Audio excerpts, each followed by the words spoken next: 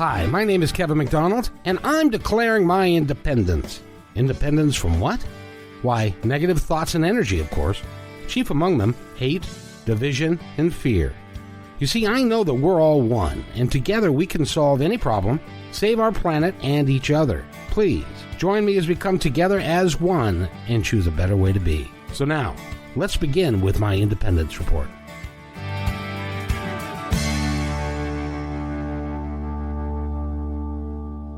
Everybody, to another episode of my Independence Report.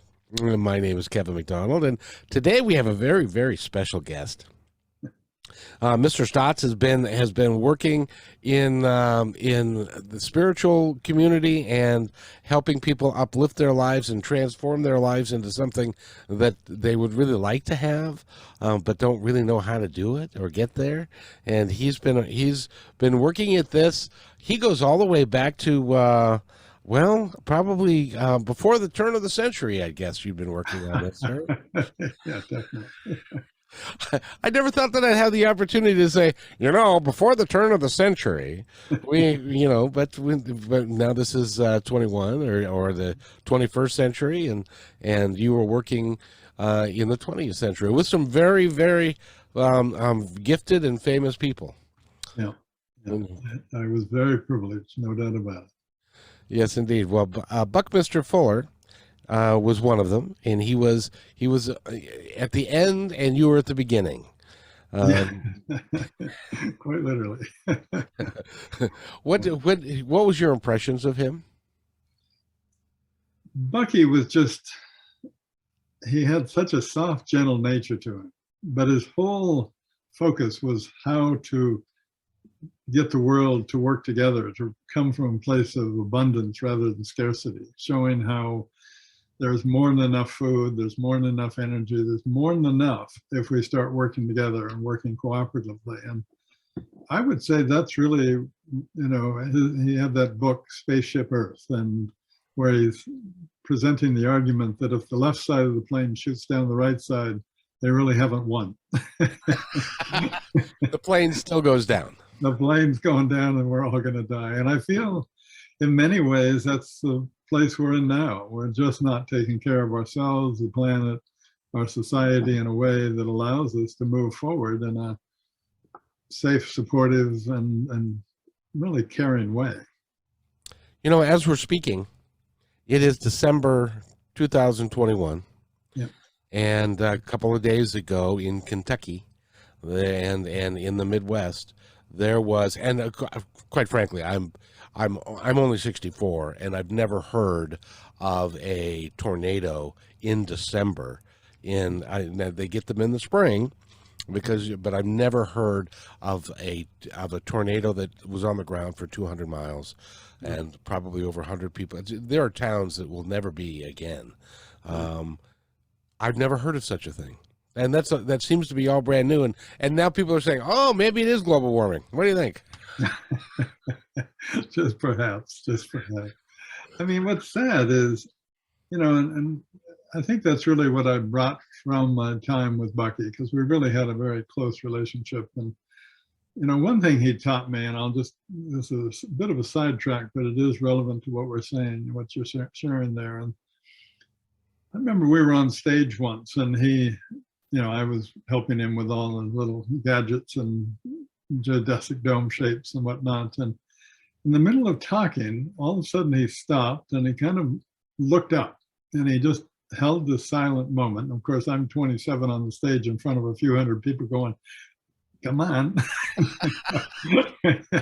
And that evening, we were sitting in front of the fire having some hot chocolate. And I said, "So, Bucky, what was that? What were you doing?" And he said, "Oh, I was just accessing information."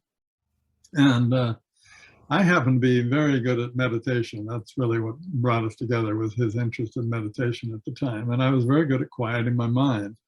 But Bucky really showed me that from that quiet place, you could really access information.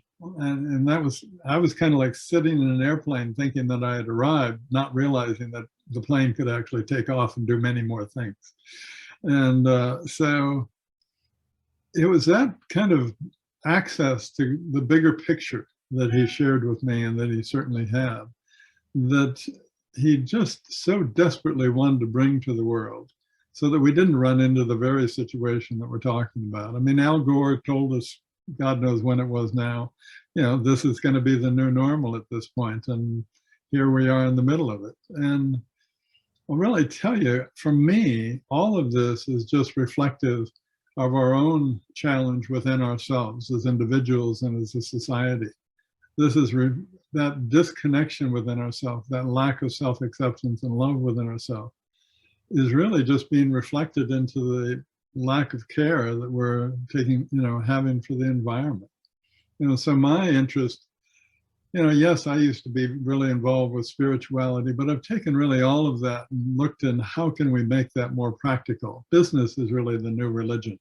That's what everybody's paying attention to. So I look at how can I reach the top leaders in business, entrepreneurs who really want to make a difference and turn first themselves into more conscious and compassionate human beings who are working more cooperative and collaborative with everybody, trying to really bring out the best in everybody so that we're really beginning to see the world as part of our life.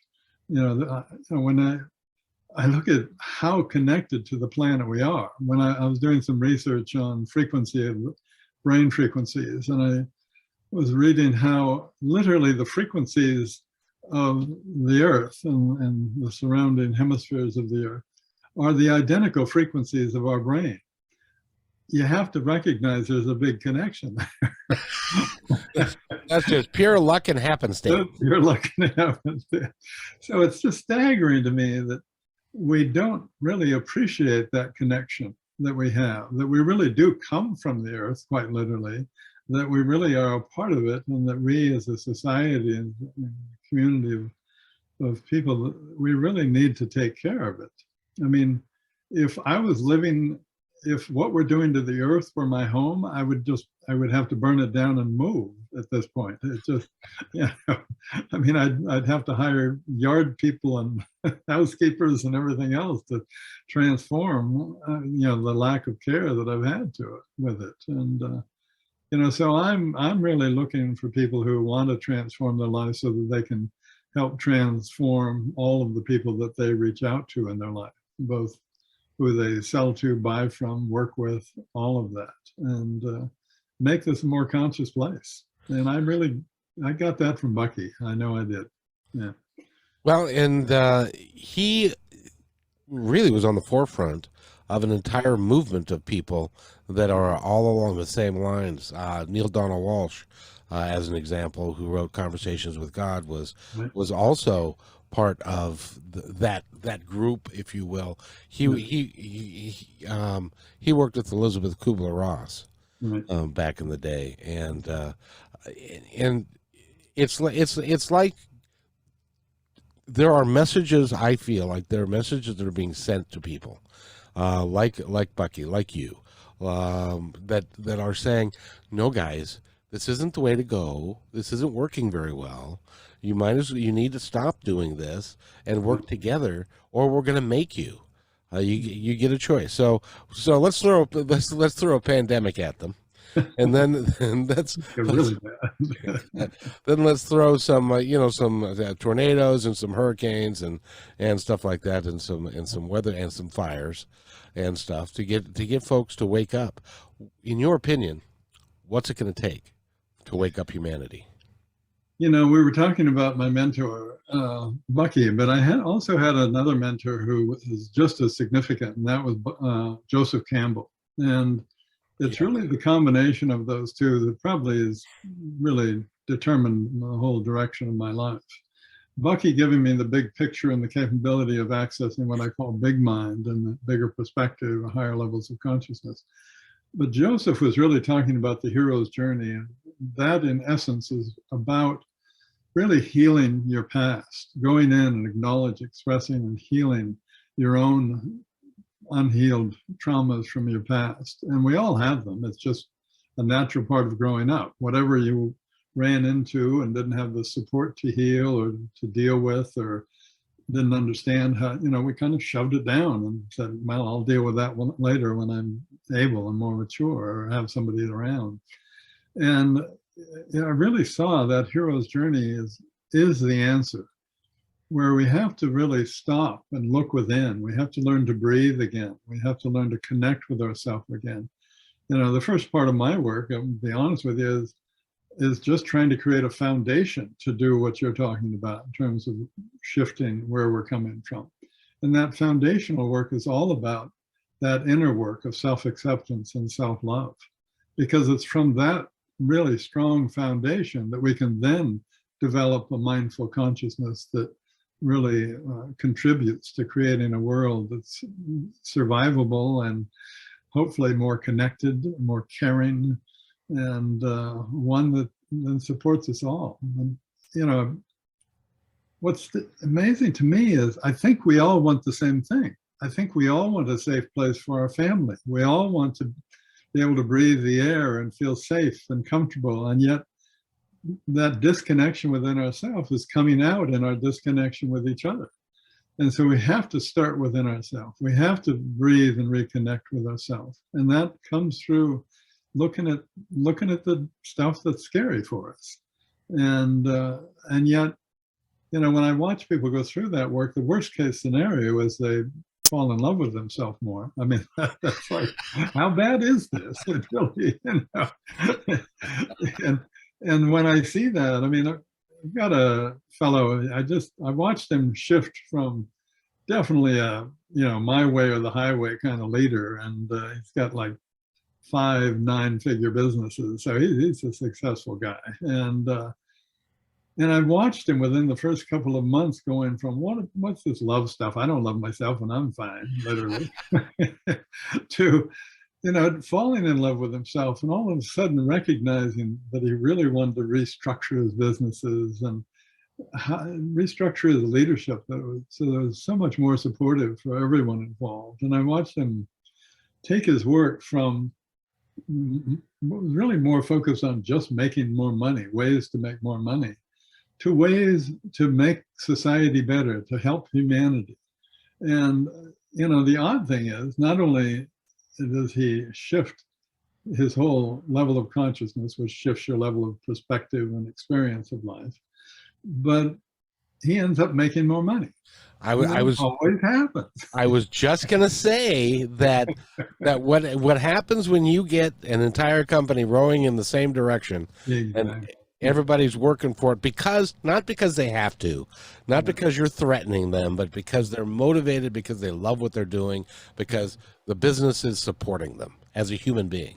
Yeah, and they feel like they're a part of something important and they want to contribute to it. All the problems I hear people talking about, oh, people are leaving, I have to replace them and all the serious costs involved, or how do I get more commitment from people, or literally every challenge that I hear out there in the business world is resolved as you begin leading from a more conscious, caring, and supportive place. And so, and this guy that I'm talking about, he literally more than doubled his overall value within a year. I mean, that's you know, does love matter? Yeah, I think it does. That's significant. That's a ton. Was he surprised?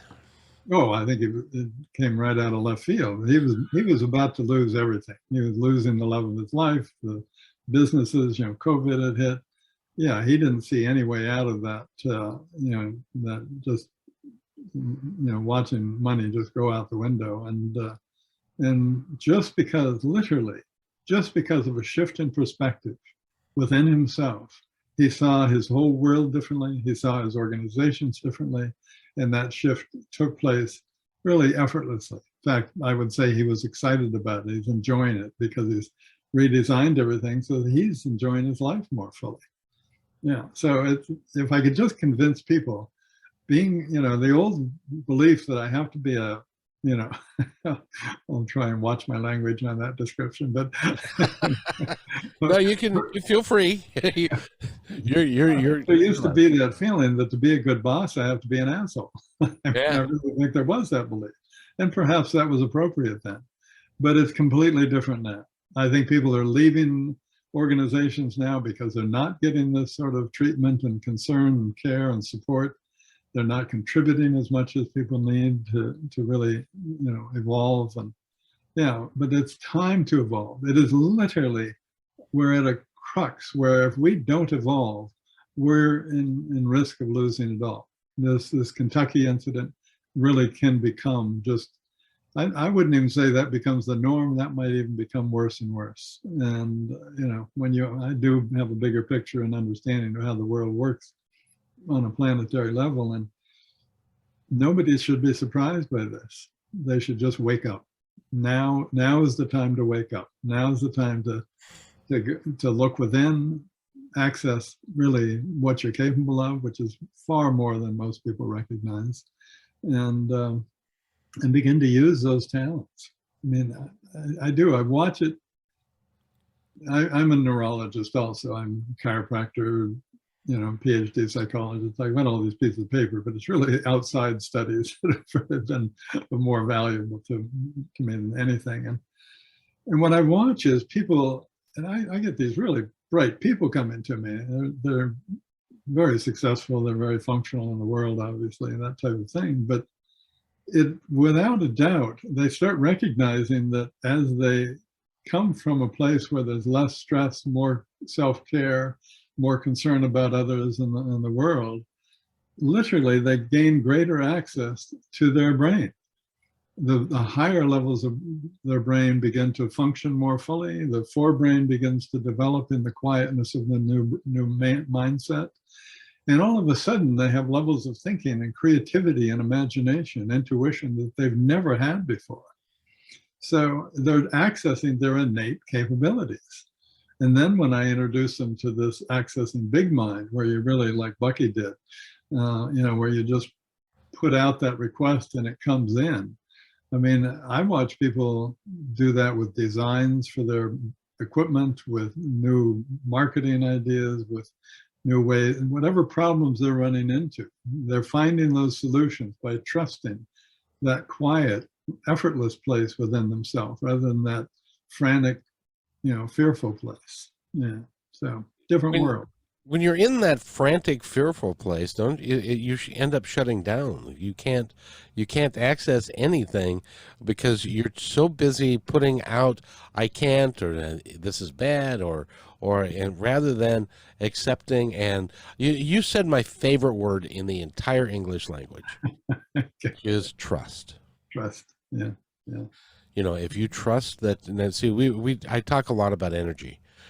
Because we're energetic beings in a physical body, and we're capable of manipulating that energy and raising our vibration to achieve marvelous things when we choose to. But sometimes it takes someone, and you're that someone, to pull the light switch, so that you pull the light switch and turn the light bulb on, which is your clients, because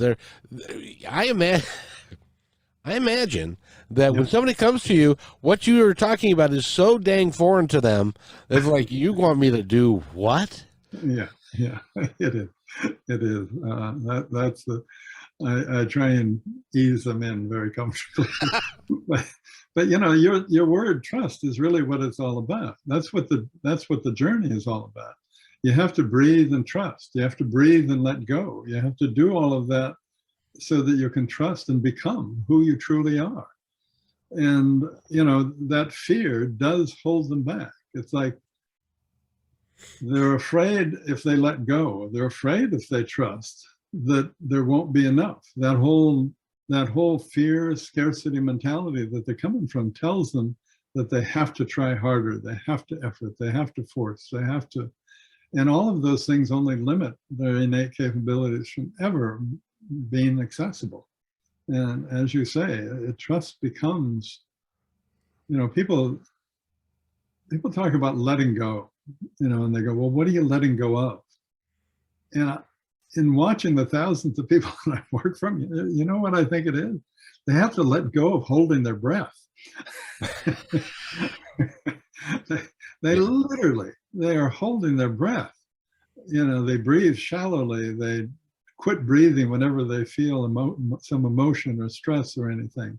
And they find themselves just, you know, I had to go down to California, the Bay Area, to work with a client just a week or two ago. And I was, you know, I live in this little paradise called Bainbridge, so no traffic, no. And I ran into traffic in Sacramento, in the Bay Area, and again in Portland, and I just sat there, and really in Portland when it hit me, it's like, these people do this every day.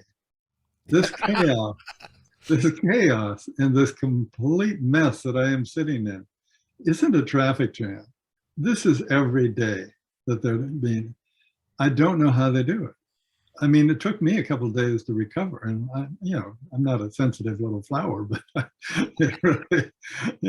realized that when I got home, it was just like I had to take a big breath. I had to just let go of all that tension, all that chaos that I'd been driving through, that people live in and accept as the life that they want to be in. The human, they call that the human condition, or you do indeed. And what we all need to recognize is that we get to create our own human condition if we choose to. Exactly. And that's where I'm coming in, perhaps out of left field, but I'm going, I mean, I've worked with couples and families a lot in the past, but I'm really trying to bring that same consideration, that same concern and cooperation into the workplace. And it doesn't matter if they're making widgets or service or whatever they're doing. It's their come from. And that's really called creating what the research really refers to as developmental or learning organizations. And those are really just, again, whatever you do in your business is secondary from that, but it's your come from in that you really are looking at how to bring out the best in everybody.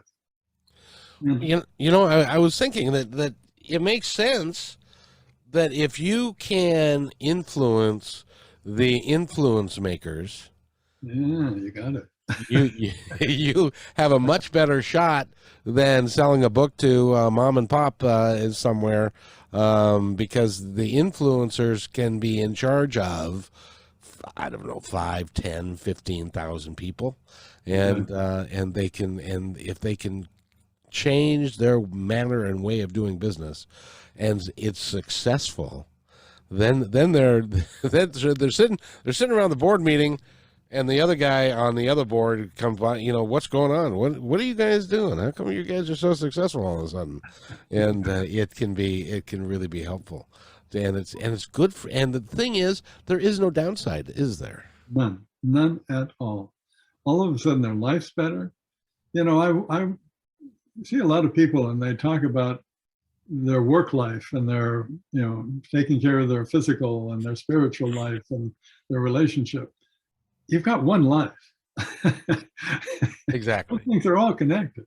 You can't disconnect them and then, be a different person in all of those. You can pretend you are, but you're really only coming in, showing up with a part of who you are. And so you have to really reconnect with yourself and become a whole authentic person, so that you can even, and again, raising your level of consciousness. That word might seem a little alien to people, or spiritual or whatever, but all it means is you're more self-aware. And as you go through my programs and you become more conscious, you become more other aware. Others in terms of other people, the planet, just a bigger and bigger picture. And the ease that I see them having in their life, they've just exchanged all of that effort into trying, I've got to do it, it's all up to me, I got to chase the money, all of those things fall away, and they start really enjoying their life. And that goes into, as you're saying, it goes into their relationships, it goes into their employees and their relationship with their families. All of a sudden the kids are happier. All of a sudden social issues around children, ADD and all the rest of them, quite literally, begin to disappear. And we've got to start waking up and paying attention. Well, I'll tell you, I'm in your boat. I'll get in there and row with you, because I'll tell you, especially in our country right now, with the amount of division and the hate and the fear of each other and stuff, which is really so counterproductive. It doesn't serve anyone, because we're all the same. We're all one. We're and there is enough. I think that is one of the biggest things that we've got going on in our country. There are people who don't believe there's enough. Right. I gotta get mine before you get yours, and because they don't believe that there's enough of anything. How do you convince somebody in a conversation over Thanksgiving dinner or something? How do you convince somebody that there is enough, that it's okay, that you're going to be fine? Well, I think that premise, I mean, just take a look at that. It's just silly to think that if I've got mine and they don't have theirs, that I'm going to be okay. It's like me having, it's like, well, as long as we all have our shots, we're okay. And I know that's a sensitive topic, just as an example. But if we don't, and we're seeing it now, if we don't make sure all the people in Africa and all the people in other things are also taken care of in many, many ways, it comes back on us and destroys our lives, stresses our lives, and diminishes our lives in so many ways. And so, I just was doing some research recently. I feel like this is connected, that it turns out that kids who didn't feel connected to their parents, felt left out, that's where a lot of that fear base comes from. And so I started looking at it, it's like, okay, so a kid is left out, that could be just because their parents are working their tail off. It could be because mom and dad are divorced because they're working their tail off, and all these different situations Right. that come out of, but that poor child is really growing up in that fear and scarcity mentality. So you have to, in all honesty, I think you have to go back and heal that inner child. And it's a matter of getting that adult to care enough about themselves to go back and reparent that inner child so that they can really reconnect with, recollect all of those parts that they left behind. And in doing that, they become whole. And in becoming whole, you find yourself accepting and loving yourself. And that's the place you can come from, to really looking at everything differently. And that can happen. I'm really want everybody to, that can happen within a couple of months. That's not like a year of some sort of bizarre therapy or talk therapy. It's a matter of really getting down and saying, who am I? Where am I coming from? What do I need to heal so I can move forward in an empowered, loving way? Don't you find that when you get into that conversation with people and you start going down that road, that many people have a belief about their life that doesn't even exist, about who they are and how the troubles that they had and stuff? A lot of those are just stories that we tell ourselves. Well, yeah, they are just stories, and we have to learn to rewrite those stories, because I'll have to, yeah, in all honesty, I'm thinking of a particular client now. She'd been working with her for about a little over a year now, more on a consulting basis now, but she had a terrible childhood. She really did. I mean, neither one of us would want to have dealt with all of that. And it really was through reconnecting and healing that she was able to make the shifts that she's made. And now she's making as much in 12 days as she was a year before. And, so the money stuff gets handled, but it's her quality of her life and the contribution she's making that is so different. So yeah, how do you have that conversation? I think you show them the pain, which everybody wants to ignore, and really have them, I laughed because I was quoting Lady Gaga, but I have to do it. Lady Gaga was saying, you have to hit that nerve until it screams with pain, because we're so good at just ignoring them. I mean, I see people walking around broken and shut down and accepting that as a way of life. And so as soon as they start to recognize that pain, and then they see what their dream come true is, it's being aware of that gap in between those.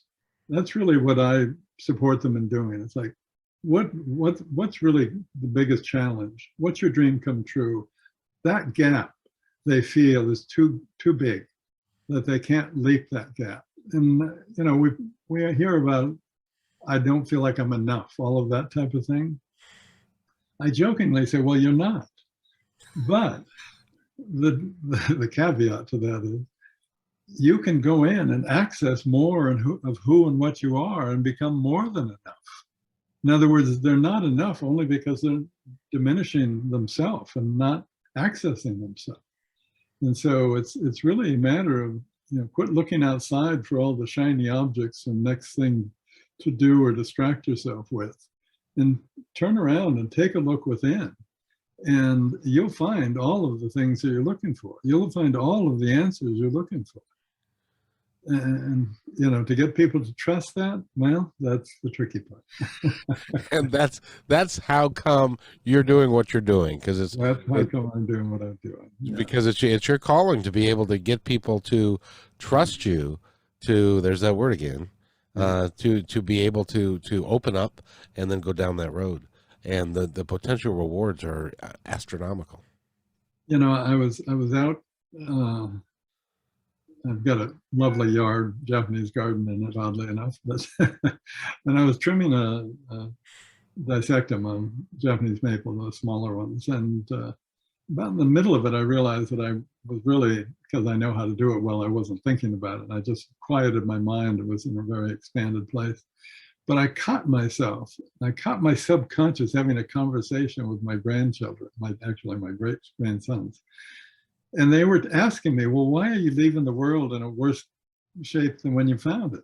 And I was like, of course, coming up with all sorts of logic and explanations. And in the middle of my babbling, trying to convince them that I was okay, I realized it was just, they saw right through me.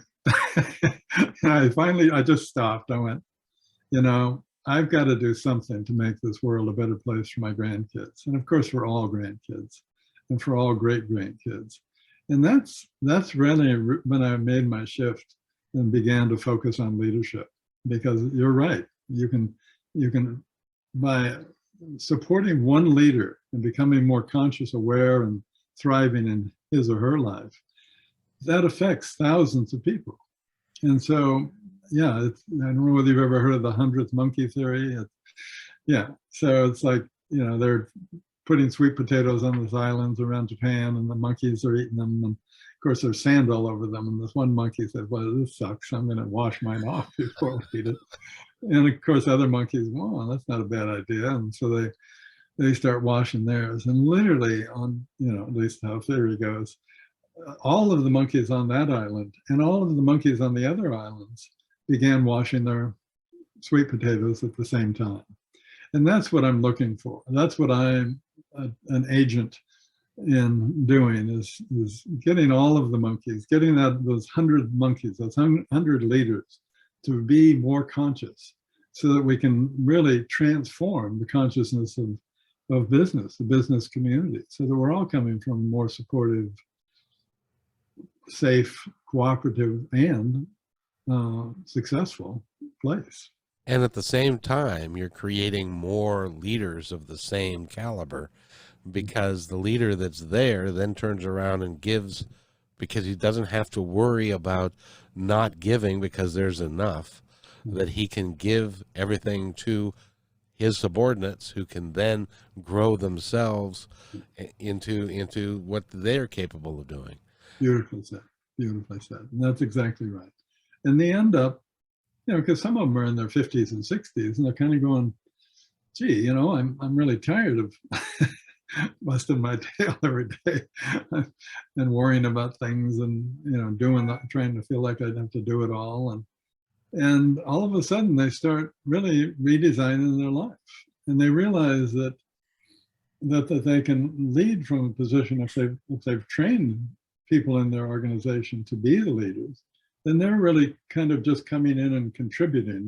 They have more of a big picture perspective. And a lot of them find themselves then going, well, gee, I could have several organizations, and usually they're interconnected, but it's they find themselves enjoying their life more, enjoying the whole, every aspect of their life. They don't want to retire. I mean, I just have no interest in retiring. I play golf enough. I go boating enough. It's like, how often do I nearly need to do that? got my lovely wife, and we have this great life. But but I love what I do, and I know a lot of people who are in business love what they do, and if they don't, then they need to raise their consciousness so they can see how to do it differently, so they can not only be more successful, but really have a better life. Heart It's attack at 60 is not a good idea. no, it's in one of my many former occupations, I was a Seattle bus driver for King County Metro, Sure. and the rule of thumb is that the average person, when they retire from that particular job, lives less than 3 years, because of the stress of the job, and also they work tremendous. Some of them work a tremendous amount of hours and stuff. And so I thought, I'm just not going to retire then. I'll just transition into doing something else that I truly love to do, which is this, talking to people like you, and because you're making a huge difference in the world, and the potential for that is just enormous, and I thank you for that. Well, I thank you for being a bus driver back then. I probably was on your buses. I was born and raised in Seattle, so. Yes, indeed. Yes, indeed. Well, it's the bus. And if you've ridden the bus, it's you get the all of it. You get guys in business suits. You got guys that don't have a business suit, and then you got guys that don't have anything, and they're all riding together, trying to get to work, just trying to get to where they're going, and stuff. But if you can affect change in an organization, and the fun thing is for you, I'll bet, is that I'll bet you get referrals from an executive who will be talking to a buddy over golf, and the buddy over golf will say, God, and he says, well, how do you seem all calm and cool? How do you do it? And then he gives them your card and says, go see him. He'll give you balance. He'll give you your life back. And they come, people come from all over. I mean, they're coming from Canada, Chicago, San Francisco. They come all over and come and visit me on my little island, and go through these major transformations, and yeah, they do. They then tell others, or they, lots of times if they're like the owner of an organization, they might start getting all of their top execs coming in, and in doing that, they have all the support. Everybody's on the same, like you, I was a champion rower. So I love your rowing analogy. Everybody's going in the same direction. I can just imagine a subordinate to a guy that's been in your group and that has gone through your program. Yeah. And he says, he goes home to his wife and says, God, I got to get on an airplane. I got to go to some place called Bainbridge Island, and I've got to go talk to this guy. It's a woo-woo. I don't know what it is. And then he gets here, and then you're able to affect change in him, because deep down, everybody wants a happy life. I think so. I agree. I certainly agree with that. Yeah. You have a difference of opinion on how to get it. Yeah. Some people feel like they've got to climb over other people to be able to get that, and I think that's just that is short-sighted, lousy way to live. Yeah, I've had, I have a lot of normal folks that I work with, but I have had more than a few billionaires and millionaires, and the people with the real serious money, it's almost like clockwork. They get into the program, they start doing the work, and all of a sudden there's this kind of look on their face, and they're very similar all the time. And they're thinking about the money, and they're going, well, that wasn't it. And they realize, oh, boy, I was just chasing this goal that had nothing to do with what my true goals are. I mean, that's one thing that I make sure, even within the first couple of months, is what is your highest intention? What is your truest, highest intention? And that, for me, being a boater, is like, that's your compass heading in life. And with knowing that compass heading, all of a sudden, anything that's coming into your life, if it's supportive of that highest intention, you embrace it and integrate it in.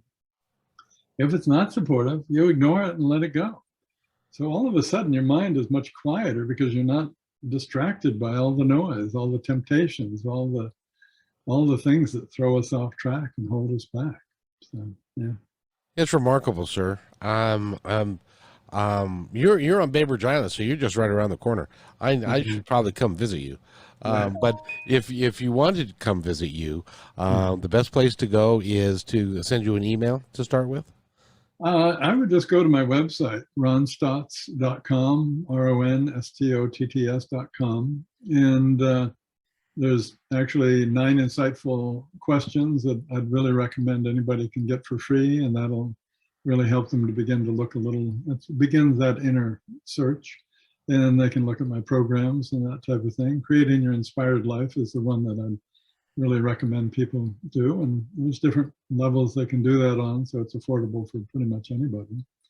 And yeah, you just have to get to a place where you care enough about yourself that you're willing to let go of what's not working. And even if that means you're hugely successful and you have all the widgets and gadgets in your life, you know when you feel like you're not fulfilling your life. You know when you're being held back from really feeling that incredible sense of joy about your life. And that's really, that's what we should be shooting for. And like you said, and I certainly agree, the financial stuff just takes care of itself and just multitudes, much more than by the effort in trying.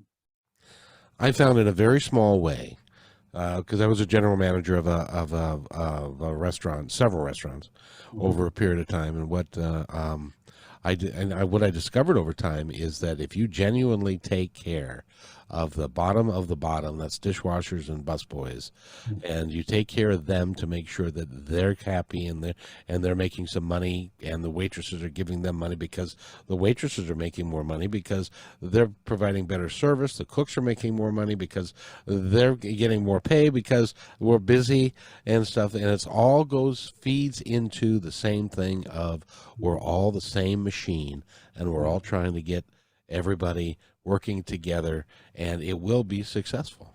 I don't. It really can't have any other outcome. And customers love that environment. And Yes, so they keep coming back. The food's better, the service is better.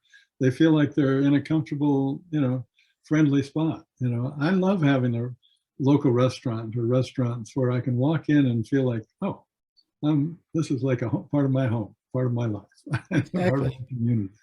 Exactly. And when people are happy, turnover goes down. When turnover goes down, your training costs go down and your expertise goes up. Your group is just a lot happier, and everything, it just works.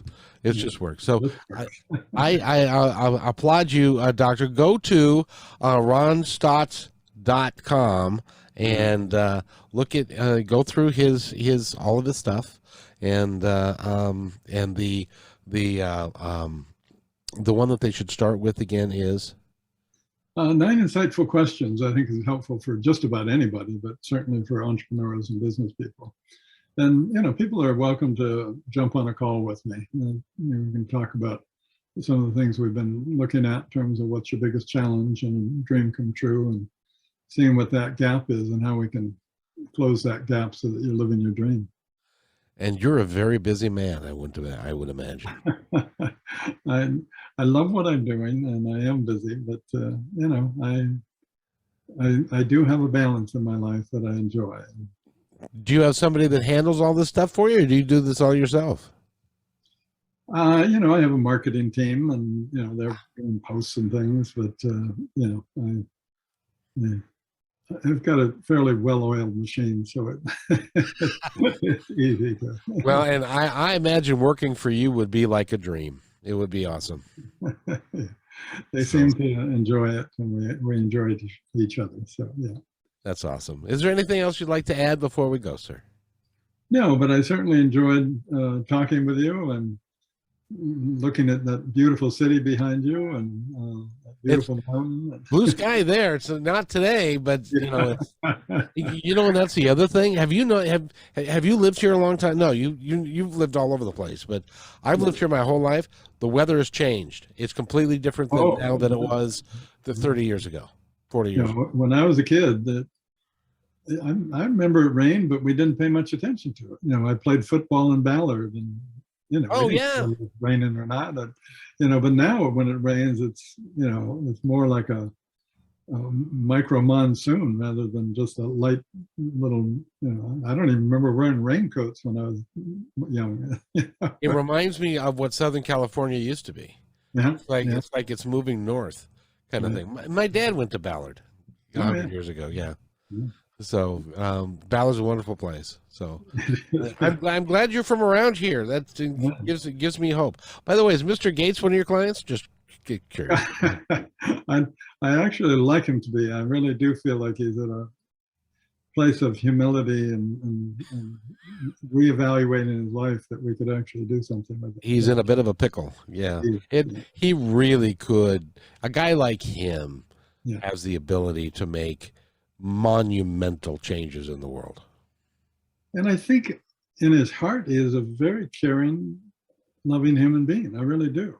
And it's just like the rest of us, if we haven't taken the time to go in and really discover who we are and heal the parts that need healing, we end up, fragmented and struggling in ways, some area of our life. He might do really well in some areas, but he's struggling in others. And that's pretty common for us all.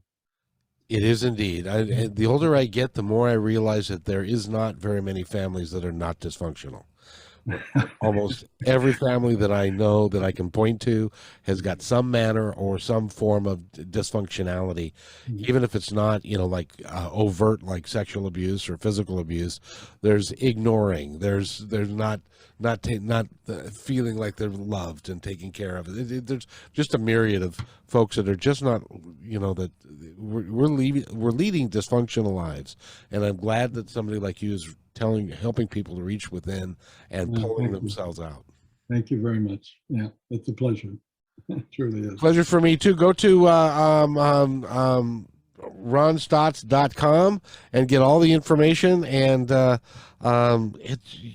you're just a lot of fun to talk to, and I thank you. I enjoy talking with you too. Have a great day, everybody, and we'll be back next time with another episode of My Independence Report. Thank you.